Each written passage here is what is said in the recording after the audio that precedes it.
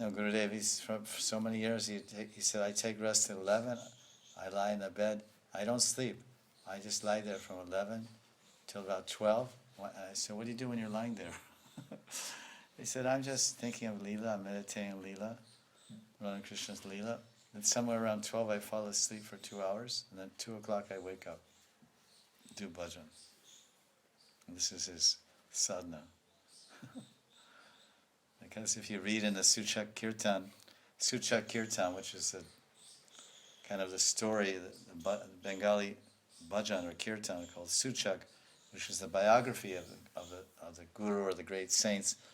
The biography is life in a beautiful song, Bengali poem. It's called Suchak Kirtan. So when you read there in the Suchak Kirtan of Das Goswami Pad, it says that, I forget how it says in Bengali, but it's Daiganta Sona.